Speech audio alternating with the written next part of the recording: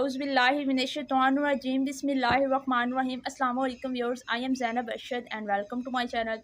Students 16 topic तक तो हम लास्ट में वीडियो में कवर किया था, उसमें कुछ रीडिंग वाली चीज़ें थी, वो मैंने आपको बोला था अपनी रीडिंग कर देनी है। तो आज का जो टॉपिक है दैट इज़ 17। टॉपिक के नेम है नॉन रीन्यूएबल रिसोर्सेज। अच्छा, नॉन रीन्यूएबल रिसोर्सेज हमारे इन्वायरमेंट में वो होते हैं जो हमारी ज़रूरत के तो होते हैं, ठीक है, हम उनको यूज़ भी कर रहे होते हैं, जो एक दफ़ा इस्तेमाल करने पर अगर ख़त्म हो गए, ठीक है, डिप्लीट हो गए, एक्सटिंक्ट हो गए, तो दोबारा वो हम उनको उसी हालत में बिल्कुल उसी फॉर्म में दोबारा हासिल नहीं कर सकते, दोबारा जो है वो रीन्यू खुद को नहीं कर सकते, ठीक है, रिसाइकल उनको हम नहीं कर सकते। जैसा कि इसमें फॉसिल्स फ्यूल्स हैं जो एक दफ़ा ख़त्म हो गए तो उसका हमें अल्टरनेटिव ढूंढना पड़ेगा, डायरेक्ट जो होगा वो प्योर चीज़ हमें पहले वाली नहीं मिलेगी। इसमें शॉर्ट क्वेश्चन आता है what are non renewable resources. इसमें आपको चीज़ें नेम आना चाहिए कि कौन कौन से नॉन रीन्यूएबल रिसोर्सेज हैं। जो लॉन्ग क्वेश्चन इसमें आएगा राइट एंड आउट और नॉन रीन्यूएबल रिसोर्सेज भी, ठीक है। तो ये भी इस टॉपिक में के स्टार्ट में ये क्वेश्चन बन रहे हैं। नीचे हम ये भी देखेंगे कि अगर नॉन रीन्यूएबल रिसोर्सेज ख़त्म हो जाते हैं तो इनकी जगह पर हम कौन कौन से जो है जो न्यू इनके अल्टरनेटिव रिसोर्सेज हैं वो यूज़ कर सकते हैं, वो कौन से होंगे और उनका यूज़ कैसे होगा और उनके यूज़ से हमारी इन्वायरमेंट पर इफ़ेक्ट क्या होगा। तो यहाँ पर वो कहते हैं कि नॉन रिन्यूएबल रिसोर्सेज जो होते हैं वो एग्जिस्ट करते हैं इन ए फिक्स्ड क्वांटिटी, ठीक है, या उनका जो स्टॉक होता है ना, जो उनकी जो होती है हमारे पास मटेरियल में, जो हमारे पास उनकी स्टोरेज होती है वो लिमिटेड क्वांटिटी में होती है इन दी अर्थ क्रस्ट में। ये एमसीक्यूज आपका फर्स्ट बन सकता है कि ये किस में होती है, फिक्स्ड क्वांटिटी में होती है, stock in the first earth crust में on a time scale of millions to billion of years geological process can renew such resources. अब तो बिलियंस ऑफ ईयर्स लग जाएंगे, ठीक है, इतने में तो ह्यूमन पॉपुलेशन पता नहीं कहाँ से कहाँ पहुँच जाओ और ये दोबारा रीन्यू होने में बहुत ज़्यादा इनको टाइम लग जाता है, तो इसलिए ये जल्दी रीन्यूएबल नहीं होते। But on much shorter human time scale of hundreds of thousand year these resources can be depleted much faster than they are formed. क्या कह रहा है कि हम इनको इतना ज़्यादा अपनी इस्तेमाल कर रहे हैं, इनको अपने इस्तेमाल के लिए, अपनी ज़रूरियात के लिए इनको बहुत ज़्यादा यूज़ कर रहे हैं, तो इसका क्या रिज़ल्ट हो रहा है कि ये इतने ज़्यादा यूज़ हो रहे हैं ना, जितने ज़्यादा उतने ज़्यादा ये पीछे से दोबारा जो है रीन्यू नहीं बन रहे, नहीं जो है रिप्लेस हो रहे, तो न्यू पीछे से हमें इसका जो सोर्स है वो नहीं मिल रहा, न्यू स्टॉक इसका हमें अवेलेबल नहीं होगा। सच एग्जॉस्टेबल रिसोर्सेज, एग्जॉस्टेबल का मतलब ये है कि जो एक मरतबा ख़त्म हो गए दोबारा नहीं मिलेंगे। उनमें कौन कौन से एनर्जी सोर्सेज इंक्लूड है, जैसे कि कोयला है, ऑयल है और इस तरह के जो मेटालिक मिनरल है ना, ठीक है, मिनरल्स की शक्ल में जो हमारे पास मिनरल्स मौजूद हैं वो आगे हम इनके एग्जांपल्स देखेंगे, जैसा कि ये कॉपर और एल्युमिनियम है। ये एक दफ़ा ख़त्म हो गए तो दोबारा हम इनको हासिल करने के लिए कोई आर्टिफिशियल तरीका देखेंगे, ये हमें नेचुरली जो है दोबारा नहीं मिलेंगे। इनमें ये भी मौजूद है और नॉन मेटालिक मिनरल भी मौजूद है। नॉन मेटालिक में साल्ट आ जाते हैं और सैंड आ जाती है। ये सारी चीज़ें जो हैं ये बेसिकली हमारी ज़रूरियात में आती हैं। As such resources are depleted, human ingenuity can often find a substitute। वो क्या कह रहे हैं कि क्या हम फाइंड कर सकते हैं, इनको रिप्लेस कर सकते हैं। अगर ये रिसोर्सेज ख़त्म भी हो जाते हैं तो इनकी जगह कोई अल्टरनेटिव रिसोर्स आ जाएगा जो इनको सब्सिट्यूट करेगा, यानी रिप्लेस कर लेगा, ठीक है। For example during this century mix of renewable energy sources For example, during this century, a mixture of new energy resources such as wind है, सन है, फ्लोइंग वाटर जो है, फ्लोइंग वाटर में पोटेंशियल एनर्जी होती है जिसको हम different मकासद के लिए यूज़ कर सकते हैं, टर्बाइन को चलाने के लिए यूज़ कर सकते हैं, इलेक्ट्रिसिटी जनरेट करने के लिए यूज़ कर सकते हैं। And the heat in the earth interior could reduce our dependence on non renewable resources fuels such as oil and koyla. अब वो कह रहे हैं कि जो हमारे पास रीन्यूएबल रिसोर्सेज है, अगर हम उनको ज़्यादा यूज़ करें और उनके यूज़ से हम वो चीज़ें बना लें जो कि नॉन रीन्यूएबल से हम हासिल करते हैं, तो हो सकता है हम नॉन रीन्यूएबल रिसोर्सेज को मुकम्मल तौर पर ख़त्म होने से बचा सकें। तो इस तरह ये करना ज़रूरी है इस सेंचुरी के अंदर। नेक्स्ट टॉपिक है नॉन रीन्यूएबल रिसोर्सेज। इसमें वो देख रहे हैं कि अगर हम नॉन रीन्यूएबल रिसोर्सेज ख़त्म हो जाते हैं उनको हम किस तरह रिप्लेस कर सकते हैं या उनको बचाने के लिए हम इनको किस तरह रीयूज़ कर सकते हैं। ये उन्होंने कुछ एग्जांपल्स दी हुई है और जो है यहाँ पे डिस्क्रिप्शन दी हुई है। लिखा है यहाँ पर कि वेरियस टाइप ऑफ जो प्लास्टिक होती है और कंपोजिट जो मटेरियल होता है वो किसी दूसरी सर्टेन मेटल्स जो होती हैं ना, जिनकी वो खुद बनी होती हैं, उनको रिप्लेस कर सकते हैं। बहुत सारा प्लास्टिक मटेरियल होता है जो मुख्तलिफ जो है उसमें मेटल्स होती हैं, ठीक है, उन मेटल्स को हम प्लास्टिक को मटेरियल को दोबारा पिघला कर उनकी रीफॉर्मिंग करते हैं, उनको नई न्यू फॉर्म देते हैं और उनको सर्टेन मेटल्स की जगह भी उनको यूज़ कर सकते हैं। वो कहते हैं ये आपका एमसीक्यूज़ के लिए आ सकता है। समटाइम्स देयर नो एक्सेप्टेबल और अफोर्डेबल सब्सिट्यूट, और कभी कभी तो ऐसा होता है कि किसी चीज़ का कोई सब्सिट्यूट नहीं होता, उसकी जगह वही चीज़ असली चीज़ यूज़ हो सकती है, उसका कोई रिप्लेसर नीम बदल नहीं हो सकता। सम नॉन यूनेबल रिसोर्सेज कौन कौन से हैं? कॉपर और एल्यूमिनियम, जैसे कि हमने पीछे पढ़े हैं कि कुछ मिनरल्स हैं, साल्ट हैं, जैसे कि ये वाले कैन बी रिसाइकल्ड और reused to some extent supplies, यानी कि ये अगर ख़त्म भी हो जाते हैं तो उनको हम रीयूज़ कर सकते हैं। जो इनकी मौजूदा फार्म्स होंगी हमारे पास, उनको हम रिसाइकिल करेंगे, उनको रीयूज़ करेंगे, लेकिन वो भी हमारे पास एक एक्सटेंडिंग फार्म तक होगी, एक हद तक होगी, उनको भी हम लॉन्ग टर्म के लिए यूज़ नहीं कर पाएंगे। नेक्स्ट है reuse is using resource over and over in the same form. Reuse का मतलब क्या है? यहाँ पर एमसीक्यूज़ बन सकता है। ये एक ऐसी फार्म है कि एक रिसोर्स को बार बार उसको यूज़ करने को ही हम कहते हैं रीयूज़। फॉर एग्जांपल जो हमारी ग्लास बॉटल्स हैं, पानी पीने वाली आम प्लास्टिक की जो बॉटल्स होती हैं, उनको हम इकट्ठा करें, उनको अच्छे से धोएं, उनको रीफिल्ड करें, रिफाइन करके अच्छे साफ़ करके, उनको जरासीमों से पाक करके, ठीक है, उनको रीफिल्ड करेंगे मैनी टाइम्स, तो वो हमारी बार बार यूज़ हो सकती हैं। और इससे हमारी इन्वायरमेंटल की जो पोल्यूशन है ना, उनकी ये जो प्लास्टिक फैलने से फैल रही है, वो भी कम हो सकती है। नेक्स्ट है कि रिसाइकलिंग जो होती है, इसमें क्या होती है? रिसाइकलिंग में हम क्या करते हैं? कलेक्ट करते हैं वेस्ट मटेरियल्स को, और उन वेस्ट मटेरियल को एक ख़ास प्रोसेस के अंदर निकाल के उसको प्रोसेस के अंदर डाल के, ठीक है, उसको नई फॉर्म में तब्दील कर देते हैं, उनको नई फॉर्म में चेंज करके न्यू मेटल्स उनको बना सकते हैं।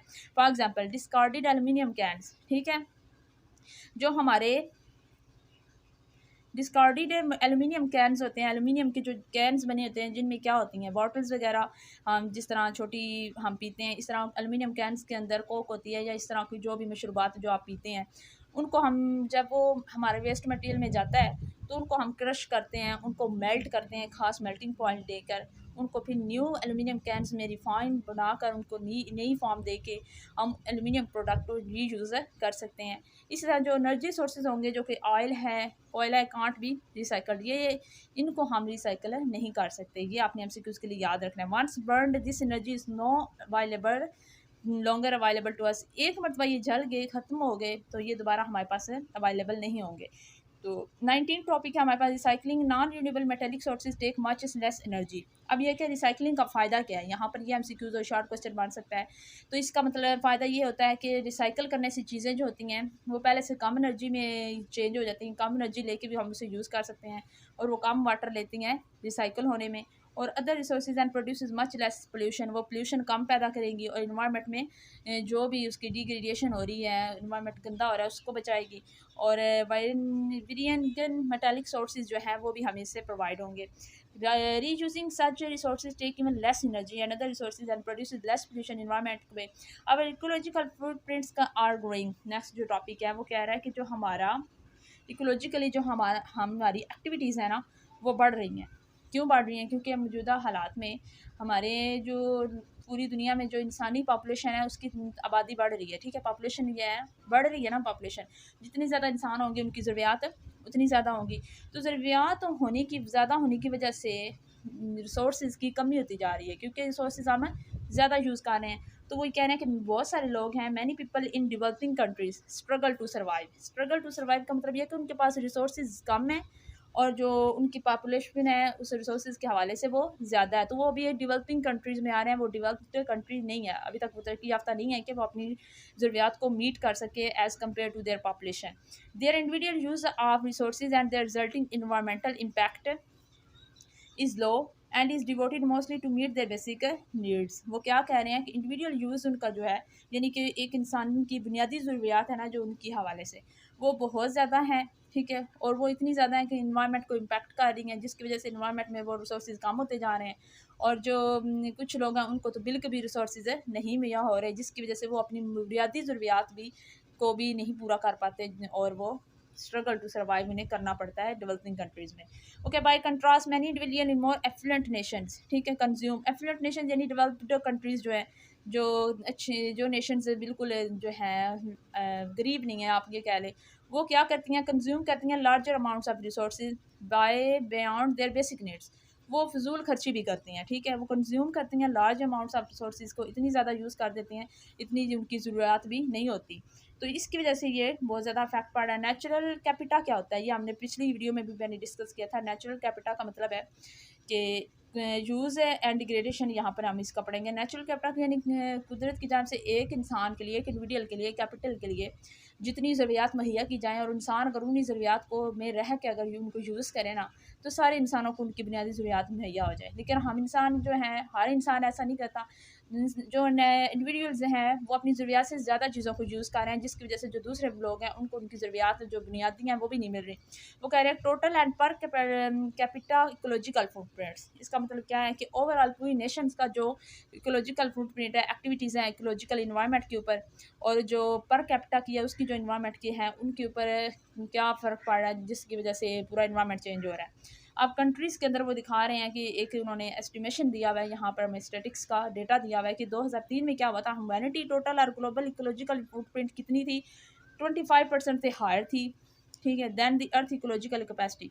यानी जितनी हमारी ज़रूरियात को पूरा करने के लिए अर्थ की कैपेसिटी थी, जितनी वो हर अर्थ जो है हर साल उसको रिप्लेस कर देती थी, जो हम ज़रूरत से पूरा करके उनको यूज़ कर लेते थे, उनको पूरा करने के लिए वो ज़मीन हमें नेचुरली जो है वो दे रही थी। लेकिन जो है जितनी वो ज़मीन दोबारा हमें इकोलॉजिकली कैपेसिटी जो है वो ज़्यादा दे रही थी, उसकी इकोलॉजिकल कैपेसिटी उस कम हो गई और हमारा यूज़ जो है 25% इकोलॉजिकल कैपेसिटी से ज़्यादा हो गया।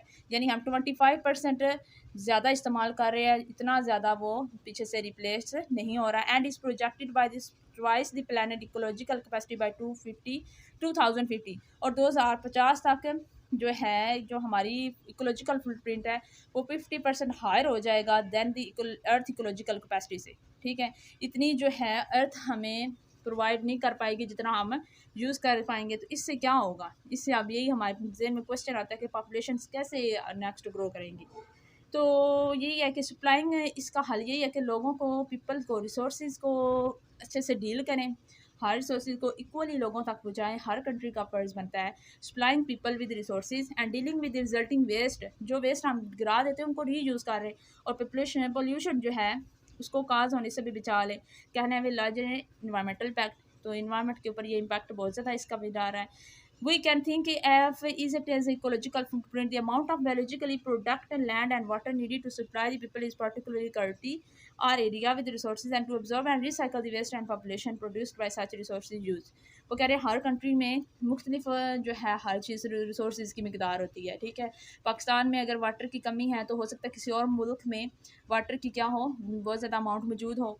तो हमने अपनी कंट्री के लिहाज से देखना है कि हमारे पास जिस चीज़ की कमी है उसको हम सर जो है रिजर्वायर कैसे उसका तैयार करें, उसको स्टोर कैसे करें, उसको ज़ाया होने से कैसे बचाएं। तो इस हवाले से हर कंट्री को इस बात को सोचना चाहिए। पर कैपिटा इकोलॉजिकल फुटप्रिंट क्या है, इस दी अब उन्होंने पर कैपिटा इकोलॉजिकल फुटप्रिंट की डेफिनेशन बताई है। यहाँ पर ये शॉर्ट क्वेश्चन भी आ सकता है।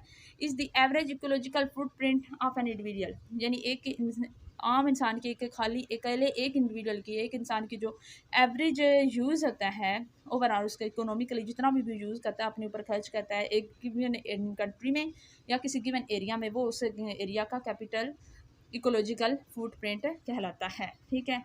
इफ़ ए कंट्री, अब आगे डेफिनेशन आ रही है इकोलॉजिकल डेफिसिट का क्या मतलब है। एक कंट्री में, इफ़ ए कंट्री और the world's total ecological footprint is larger than its total capacity biological capacity to replenish its renewable resources.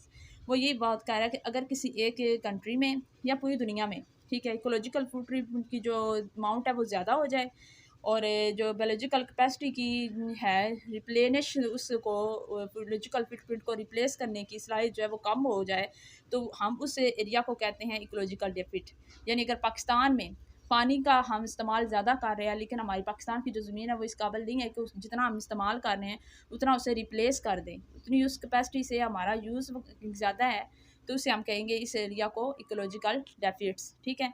तो MCQs नेक्स्ट आ जाए कि वर्ल्ड वाइड फंड जो थी WWF और द ग्लोबल फुटप्रिंट नेटवर्क जो है estimated है, उन्होंने ये मिलकर एक रिसर्च की और एस्टिमेशन दिया स्टेटिस का कि 2003 में जो डेटा था अवेलेबल ह्यूमैनिटी का, global ecological footprint exceed the earth biological capacity, ठीक है। ज़मीन पर इतनी ज़्यादा कैपेसिटी बायोलॉजिकली चीज़ों को रिप्लेस करने की नहीं थी, उससे ज़्यादा 20% हमारी यूज़ करने की ज़्यादा हो गई।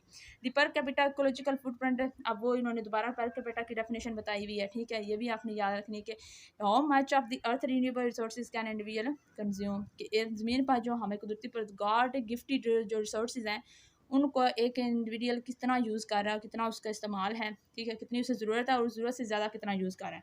After the oil riched United Arab Emirates, ठीक है, सऊदी अरब की बात कर रहे हैं। United states they have the world second largest per capita ecological footprint. वो कह रहे हैं कि जो सऊदी अरब के बाद जो यूनाइटेड स्टेट हैं उनका यूज़ जो है पर कैपिटा इकोलॉजिकल फुटप्रिंट सबसे ज़्यादा है। 2003 में जो था पर कैपिटा इकोलॉजिकल फुटप्रिंट था तकरीबन 4.5 टाइम्स अबाउट था of the average global footprint पर परसेंट, ठीक है। तो जितना एवरेज इन्होंने निकाला पूरी दुनिया में कि जितने भी इंसान हैं उनका एवरेज अगर हम ओवरऑल ग्लोबल इकोलॉजिकल फुटप्रिंट निकालें तो उसके हवाले से वो कम बन रहा था और जितना हम यूज़ कर रहे थे, ठीक है, वो ज़्यादा बना है। यानी हमारे फिर भी यूजेस ज़्यादा हैं एज़ कम्पेयर टू जो नेचर उसको रिप्लेस करे। तो ये 6 time larger than China's per capita footprint, यानी जो चाइना है, ठीक है, जितना उसका हमने एस्टिमेशन लगाया कि इसका ग्लोबली इतना इसका इकोलॉजिकल फुटप्रिंट होना चाहिए था, लेकिन वो उससे भी 6 गुना ज़्यादा है। और 12 times the average per capita footprint in the world low income countries like Pakistan. और पाकिस्तान जैसे जो कंट्रीज़ हैं जहाँ पे लो इनकम कंट्रीज़ हैं, जो कि अभी डेवलपिंग कंट्रीज़ हैं, उनमें जो है पर कैपिटा जो है वो 12 टाइम्स ज़्यादा है, ठीक है। यानी यहाँ पर गुर्बत भी ज़्यादा है और यहाँ पर रिसोर्सेज़ का इस्तेमाल भी ज़्यादा है। और जो न्यू रिसोर्सेज़ हैं जिनको हम इस्तेमाल कर रहे हैं वो रीयूज़ करने भी कर रहे हैं और वो न्यू भी नहीं हम नहीं बना रहे या रीन्यू भी नहीं कर रहे उनको, तो वो उसको दोबारा भी नहीं बना रहे, जिसकी वजह से वो बिल्कुल ही ख़त्म होते जा रहे हैं। तो आज के टॉपिक वीडियो के लिए इतने ही टॉपिक थे, तो नेक्स्ट वीडियो में मैं नेक्स्ट टॉपिक करवाऊँगी कवर। आज के लिए इजाज़त दीजिए, अल्लाह हाफ़िज़।